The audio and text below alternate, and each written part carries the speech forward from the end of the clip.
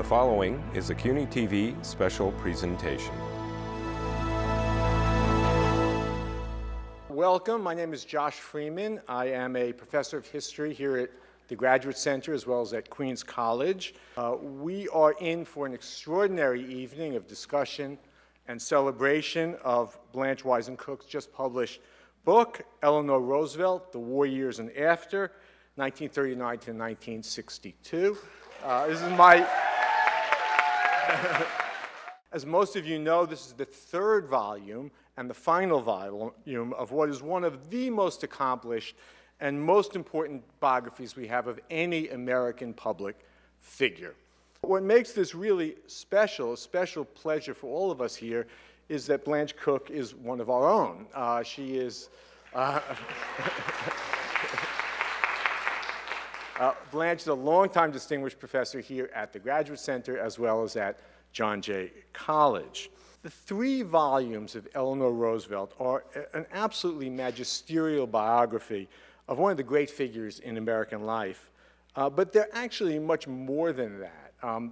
Before reading this newest volume, I am a historian of 20th century America. I thought I sort of knew what the war years of America were like. Boy, was I wrong. There is a kind of depth of scholarship and knowledge absolutely extraordinary, because Blanche has written not just the biography of a woman, she has written really a biography of a nation and almost a global biography that's both sweeping and intimate. It's extraordinarily evocative and revelatory. It's an extraordinary accomplishment. To discuss Eleanor Roosevelt with Blanche, we are very lucky to have with us Carol Jenkins, and every real New Yorker knows who Carol Jenkins is. She has been a major presence in the city for over 30 years, probably most well-known for her role at WNBC TV for many years, where she hosted the evening news, but she has been a documentary producer, a writer, a media analyst, a commentator. She is the founding president of the Women's Media Center. She's the co-author of the book Black Titan, A.G. Gaston, and the Making of an African-American Millionaire. She is very active these days in women's health issues, both in the United States and in Africa. And in addition to all that, she is the host of a television show, Black America, on CUNY television. So it is my great pleasure to turn things over to Carol Jenkins and Blanche Wiesen Cook. The show that I do here at CUNY is called Black America, and every week we do a half-hour conversation with someone in Black America. And the first question that I always ask is for the guest to place themselves in Black America. Well, I'm going to ask you to place yourself in America, to tell the audience here tonight, who are you and what were the influences that brought you to this wonderful work? Where did you grow up, and who said to you, let's do Eleanor Roosevelt?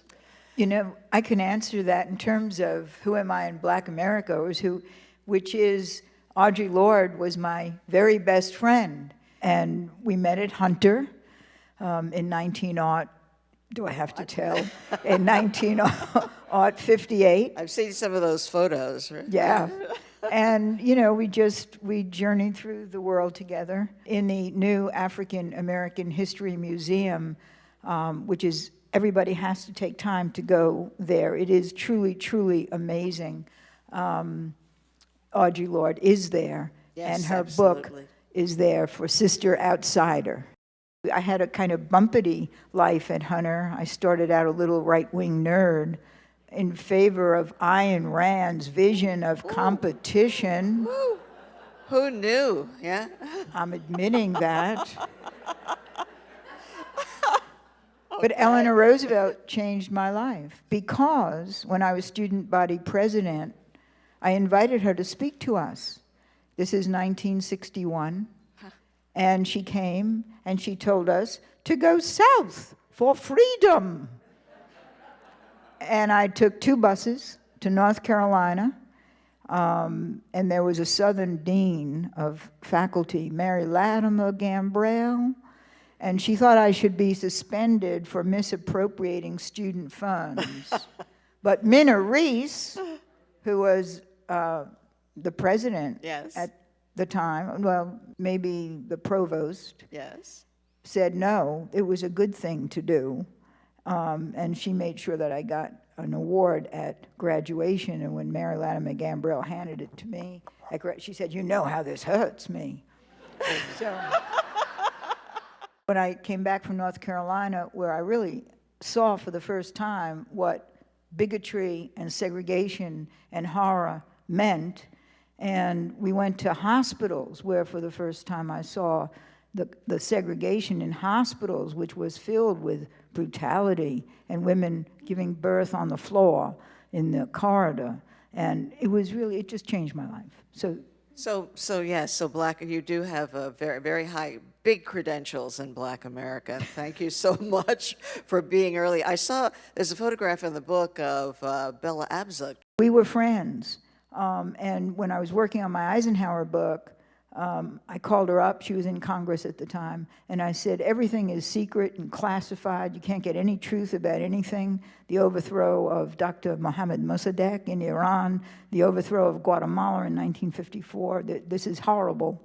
And so she introduced the Freedom of Information Act and the Sunshine Law. And then I founded the Fund for Open Information and Accountability. And then people started to say, well, why don't you write about Eleanor Roosevelt? And my Eisenhower book was by then published when this happened, and I called Joe Lash. He said, why don't you do it? And I said, Goddess, forgive me. I said, don't be ridiculous. I'm a military historian. I do hard history. I really said that. And he said, Yes. no, you're wrong. And he took me up to Hyde Park, to the FDR Library, and toured me around. And I knew that I had a story when I saw that he had said, he was the good son. Anything Eleanor Roosevelt wanted to talk about, he talked about. Right. She didn't want to talk, he didn't refer to it. And then she said, I don't care about power. And he wrote, she didn't Care about power. And then I knew I had a story. And it was 1982. I thought I could finish it by her centennial, 1984. That was my goal. A 2-year plan you had, right? Yes. So you thought it was a 2-year plan. And when did you realize that it was a much, much longer plan than that? It actually started when I found new documents that nobody had ever seen before. I worked in the State Department, in the State Department Historical Advisory Committee, through the Freedom of Information Act, getting things and keeping things declassified. They would send me mountains of material before each meeting. We went to the archives, and we found 198 boxes. Wow. And because we had top secret security clearance, we declassified it. We declassified it all right away. And as Joe Lash said, Eleanor Roosevelt is infinite. Somebody's going to have to go through all those 198 boxes. I didn't do it for this book. The epilogue is, her legacy is what I focused on, but there's a lot of good stuff in it. Right. Well, I mean, Eleanor, for being as beloved by many, many, many people, had a few enemies. Edgar Hoover among. He hated her. And so he tapped her. He had her phones tapped and spied on her and threatened her. Absolutely. And called her hideous names. And we know what names he called her because he wrote on the margins of her FBI file. And her files go on for 4,000 pages and more. And it's really interesting to see what J. Edgar Hoover hated about Eleanor Roosevelt, who he called that old cow. The old cow is meeting with her communist friends again. 80% to 90% of her file is everything she said against lynching, against race violence, against segregation. And that's what he hated above all. Every single person who was for civil rights was labeled a communist. So Virginia Durr, Ann Braden, all of Eleanor Roosevelt's allies, they're all called communists, and they're really vilified in this McCarthy period. So speaking of the people who worship her, And I have a bust, of her, given to me by a very dear, by a very dear friend, and all of your books. And so I fall in that category of really loving what she was able to accomplish in many spheres. We're going to talk about the media, which was incredible. But one of the things that is most striking about her was her capacity to care for and to understand and to put herself out there for people concerned about racism long before many other people were, concerned about refugees before many other people were. Talk to us a little bit about, as you wrote in your earlier volumes, what made her such a caring person? What made her get it when she really didn't have to? A woman of extraordinary wealth. Married, working in these circles that people would love to be in with all the power, and she saw the powerlessness and wanted to do something about it. She said her lifelong theme is government exists for only one purpose: to make life better for all people. And her commitment was to make life better for people in want, in need, in trouble. Well, how did she get that way? And for me, the important fact is her own family, in want, in need, in trouble. It didn't matter that they were economically secure. They were in want, in need, in trouble, because her father, who she loved, was an alcoholic, Right. who died at the age of 34. So her mother, essentially, who was cold and mean to her, turned her face to the wall and died when Eleanor Roosevelt was 8, and her father died when she was 10. And Eleanor Roosevelt's lifelong empathy for people in want, in need, in trouble, people just like her own family.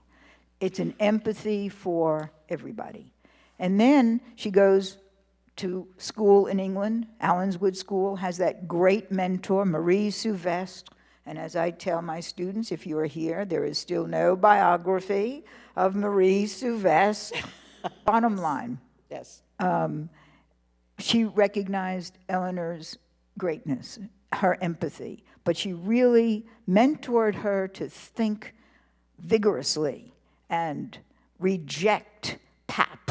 And if anybody repeated anything she said in class, she tore up the paper.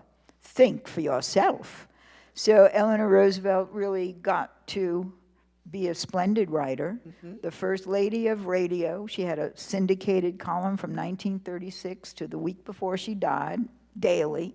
6 days a week, which is extraordinary. She really wrote, and I've been reading some of those columns. She wrote really well. She did. 6 written columns a day, a weekly radio show. Right. The books that she compiled. She even did a film. She made speeches all over the world. So so it's one thing, the caring. The other thing is the energy that it took and the focus that it took to do what she did. Where did that come from? I think her workaholism Yes. is an antidote to her Griselda moods. I mean, the way she got out of her depression, and there was so much to be depressed about. I mean, she'd sometimes be angry at FDR, but she never left FDR. And she had a great sense that they shared, ultimately, they shared a vision. He had to juggle the Dixiecrats, he had to juggle Congress, but she never doubted that basically they were on the same path, and his friends She called... was his conscience, and she That's was right. really very much more liberal. His conscience, absolutely. Franklin, right. I mean, especially on race and rescue. I mean, and that's what the book really focuses on, because his refusal to integrate the military. The whole question of health care for all, it was supposed to be in the 1935 Social Security Act, what we would now call single payer. The AMA lobbied it to death. And by the way, the person who was her mentor and guide and best friend, who is really responsible for her lifetime work for what we call single payer, is Esther Lape, L-A-P-E. There is no biography. You have your notes. Esther Your notebooks Lape, out there. L-A-P-E. This is Ever the professor, ever. It's what I do. And the encourager. Well, one of the pictures that I love in the book is of Eleanor Roosevelt flying with the Tuskegee Airmen, actually in the plane. I mean, which caused a sensation in the not so positive way that she had been flying with black airmen. Black pilots. Black and said they pilots. are great and they need to be in the air and they need to be trained. And isn't your father? Yes, my dad was one of the trainers of the Tuskegee Airmen. So, you know, look on page 416 of your book. You have the quote that everybody was asking then. What does Eleanor think? Because at a certain point, she had become so influential, all of this writing, talking, persuading her husband, you know, visiting the coal mines and trying to help everyone. And one of the things that she was not able to do when everybody was asking this was to stop her husband from Executive Order 9066. And that was February 19th of 1942, where it was decided that the Japanese would be scooped up from their homes and put in the internment camps. And now, talk a little bit about this whole theme of everything that Eleanor faced and fought in the 30s, 40s, 50s, 60s. Back again. We are still fighting. Right.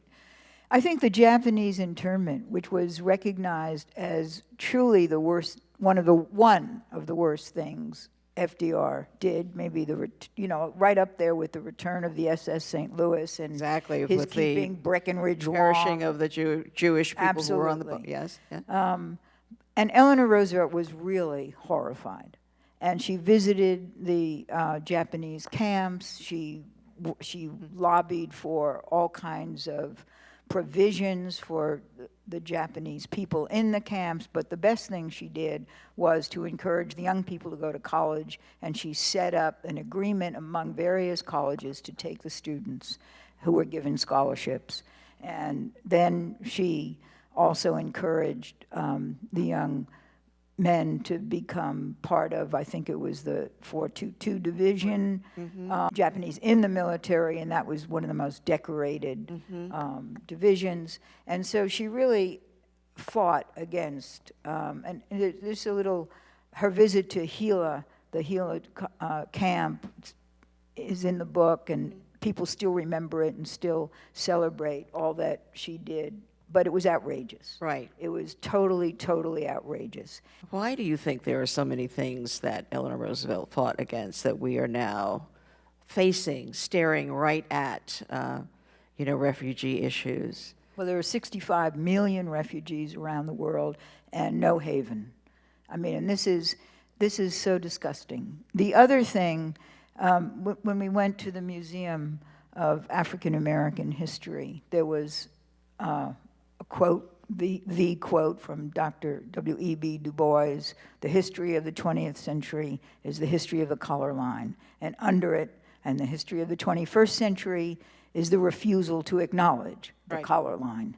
And that's where we are, and I think many of us are very shocked that so many people voted for, this kind of race hate and bigotry and the folks around the Trumpite. I mean, it really is shocking. What do you think Eleanor Roosevelt would have said to Hillary Clinton today? She would, I have a list of what her advice to women The big setup, right? in politics. Right. This is her advice to women in politics. First of all, she would say, courage can be as contagious as fear. That, I think, is very important Right. for all of Courage us. can be contagious as fear. The other thing she always said is you can't trust politicians to do anything about human needs. We have to go door to door, block by block, community by community to build movements. We have to march again, my darlings. Eleanor Roosevelt's office was Abraham Lincoln's study. Do I have that correctly? And she used to imagine that he was there or feel that he was there. His presence. Yes. The And room now- would get cold, Right? and she would feel him haunting her. And likewise, Hillary Clinton always thought that Eleanor was talking to her. What do you think that conversation was in the White House when Hillary was there? And now we're dealing with First Lady conversation as opposed to presidential conversation. Even though, you know, Eleanor had chances to run for president. I mean, there are people who said that she should run. Including Claire Booth Luce, who said she should be president. And Eleanor Roosevelt said, I'd rather be chloroformed. She was probably right on that score. Yeah. I mean, she wanted to be free. And she said, I want to be free. I'd rather be chloroformed than run for office. I think, though, she wanted Hillary Clinton to be bold, to be bold. You have nothing to lose. Here you are with influence and power. Use it. I think Eleanor Roosevelt would say that. And she used it. But she used it to build movements. And I think that's what we all need to do again. We know that she was the one who insisted that Franklin Roosevelt have a political career. His mother said, no, become, as you said, become a country gentleman, you know? And Right. you don't need to work, you know? Yeah. And Eleanor said, what? Franklin, get up. Yeah, get up and enjoy life. Do it. Do it. Yeah. Yeah, so that she was working in trying to bring him around to some sense of humanity, more of that while in those years. But then when he died, she was out of office. Right. And she said the story is over. And then it's kind of an amazing connection with Truman. Truman was out of the loop completely. He didn't know what was going on. And Eleanor Roosevelt really was his mentor. This is what you have to know. This is how you have to deal with Churchill. These are the things you should know about. And then they have this very interesting correspondence. And then he calls her up and he says, I want you to go to the UN. And she first says no. But her children and her friends say, don't be ridiculous. You've got to go. And then she loves it. She is the great diplomat.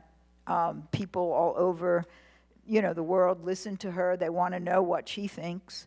And then there is the Universal Declaration of Human Rights. And it's her diplomacy that really helps get it through.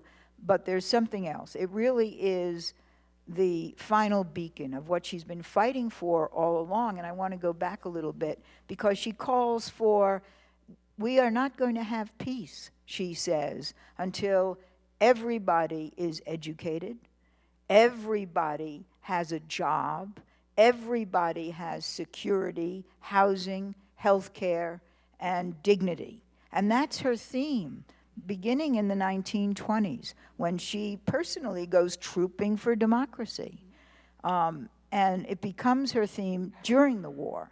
What is it going to take for us to have peace in the future? She's inspired by Wendell Willkie, who, after the 1940 election, FDR sends Wendell Willkie to around the world tour, and they become friends. In fact, in 1944, before Willkie dies very suddenly of too much, I mean, he ate too much, he drank too much, he loved too much, and he died very suddenly of much too much,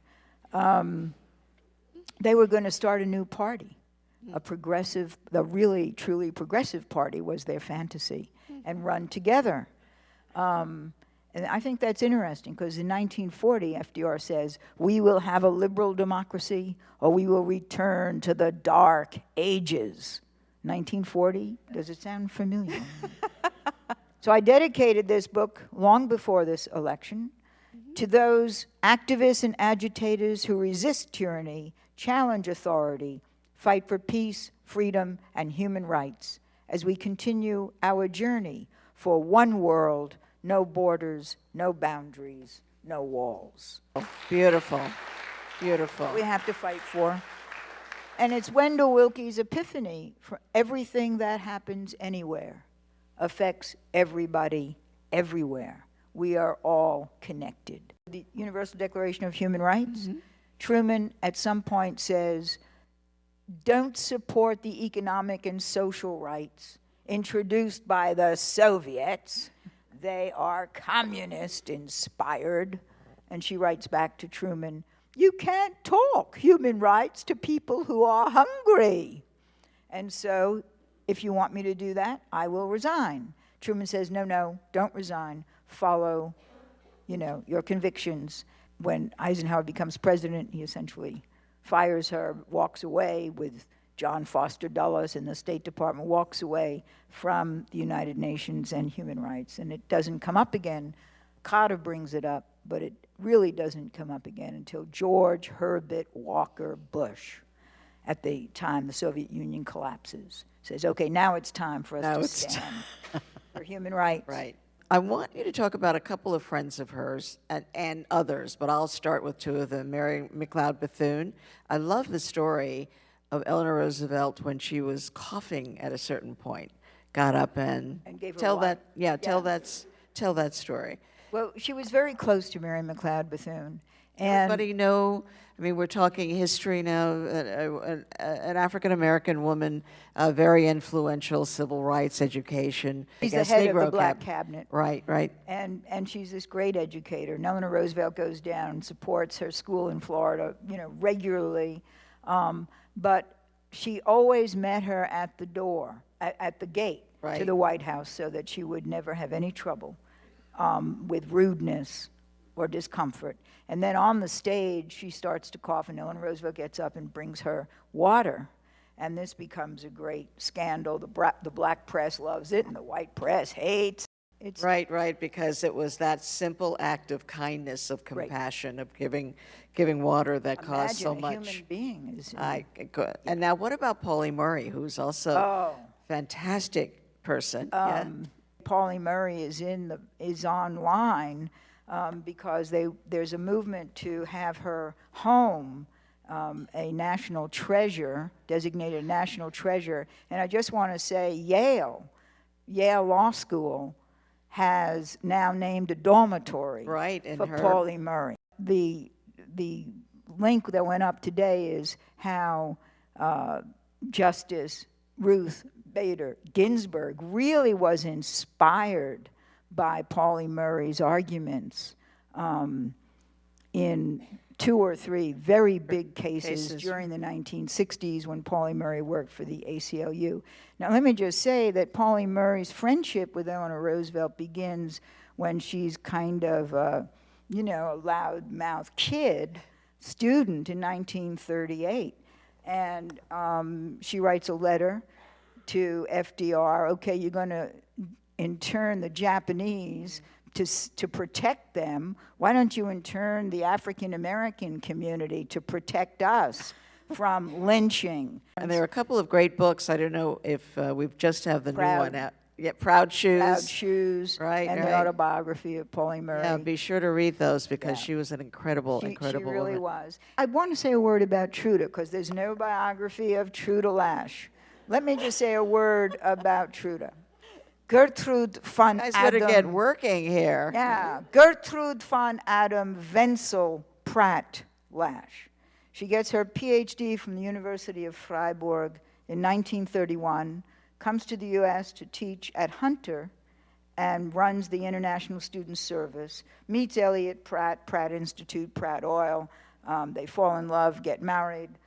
Hitler destroys her anti-Nazi paper. This wonderful woman, Truda Lash, who became, just such a great powerhouse for justice, and worked with Eleanor Roosevelt, worked for the Children's Committee, and worked at the UN with Eleanor Roosevelt. And I just want to say that I am just so grateful to know you and for your contribution to our lives. Thank you so much.